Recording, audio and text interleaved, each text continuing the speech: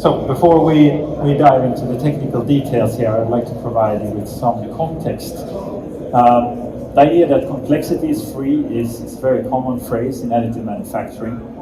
Many may have seen this graph before, showing the cost per unit of a part and how that varies depending on the part's geometric complexity. And at some point, we have an intersection between these curves, and then on the right-hand side, that means we have a business opportunity for additive. But all of this freedom of design can present the engineer with a bit of a conundrum. It can be an overwhelming number of design parameters that you have to vary to find that best design. So one way of solving this problem is to turn to algorithms and software to help us down select among these parameters. So one such way is by employing a simulation-driven or generative design process. And that's what I will be walking you through here today, where we start by generating a number of different designs using an algorithm instead of doing it manually with CAD. The example here is implicit modeling with topology. We then take these designs and we perform a design validation where we simulate the product's performance. In the case of this heat exchanger, that might be the structural stresses in service, or it may be the pressure loss. And then we iterate until the software tells us what's the best design for us given our criteria. And then we move on to manufacturing validation, where we see whether or not this design will print well, and we try to make sure that we can have a first-time right sort of production. So my name is Hampus Olsson. I work for EDRMedeso. We are a partner and reseller of Ansys simulation software, neural concept, AI platform for engineering, and Rescale cloud computing. And we will now be diving a little bit more into these process steps here. So starting with generating and validating those designs. Generative design is quite of a buzzword. I personally like the definition that it uses algorithms to create optimized designs or solutions based solely on user-defined objectives or constraints. So typically we start with one sort of preconceived shape, but then instead of generating more of those manually, we input some performance goals and state a design problem. We tell the algorithm what we need the part to do. And then that generates a suggested design, which we then test virtually with a validating simulation. And that information is then fed back to the optimizer in a feedback loop, and eventually it will tell us what is the suggested best shape for our goals.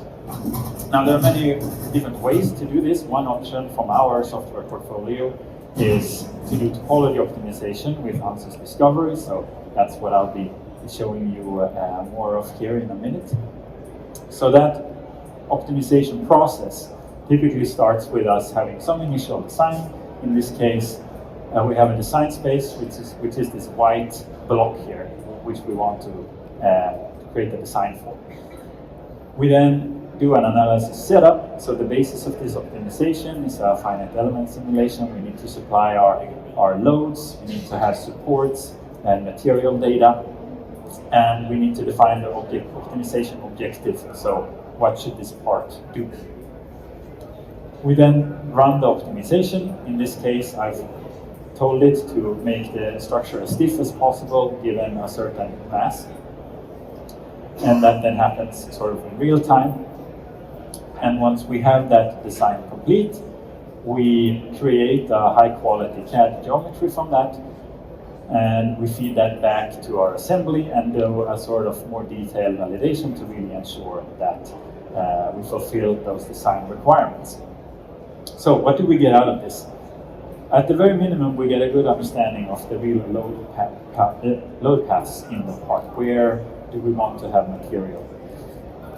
We also get directly output a performance-driven design as is dictated by the physics, right? And typically, we can achieve a better material utilization, which in terms of metal additive, of course, means cost reductions. We use less powder and less printing time and so on. It also means that we can iterate our designs faster, because already in a couple of hours maybe, we can find a concept that is really quite good, and that then gives the designer more time to fine-tune. What do we need to do this? What's the necessary inputs? We need to have some knowledge of the product. We need to know what our operating loads and so on are. We need to know the allowable design space and any regions that we should not be optimizing on. And we need some material data for the product that we're making. In our case, we have a relatively extensive library for laser powder bed fusion that we could use. Otherwise, we might need to do some sort of tensile testing, for example. And of course, we need a software license to run it.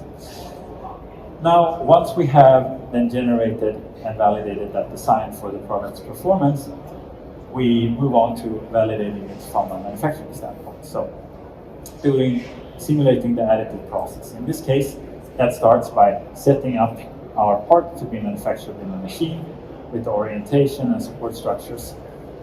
We then perform setup of the analysis, just like with all of the optimization. The basis here is a finite element analysis, so we need to provide material data, we need to discretize the geometry, where we will be solving the partial differential equations, and we need to input our AM process steps, essentially. We then simulate that AM process. In this case, we're doing a thermal analysis first, where we activate an entire, or actually a super layer comprised of multiple real layers at a time. That's to save computational cost. And then we feed those temperatures into a structural analysis to calculate the resulting displacements and stresses. Now, once that has finished, the really important part is, of course, analyzing the results. Our base result here is its deformation or distortion of the part. But among the valuable outputs and insights that we get, it's really about minimizing the risk by predicting those build failures. So the distortion or deformation is the most basic, let's say. We can also look at risk for cracking, as in the example of this bike plug here. We can look at recoater collisions or overheating if we do a thermal analysis.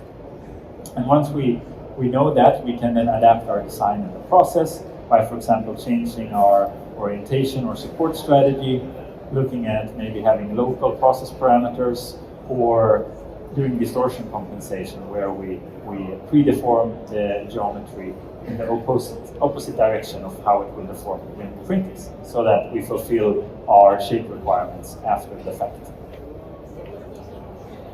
To do this part of the process, we need process knowledge as well as product knowledge, some intuition for how the process should behave, so we know that the results are believable. We also need material data, just as in the topology optimization, and a bit more. Once again, we can get that from the predefined material library.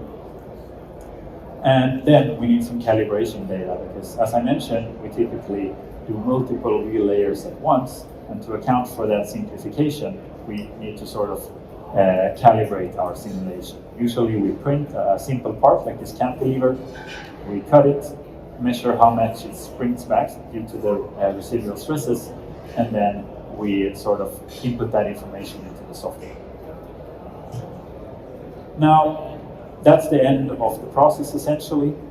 So just to recap, by using this process where we use the algorithms to generate the designs, efficiently find the best one, and check that it is printable, and if not, feed that information back. I really think that we make sure that we capitalize on the inherent strength of additive. We make sure that we have time to get the most out of that freedom of design, or the complexity is free sort of mantra. Thank you.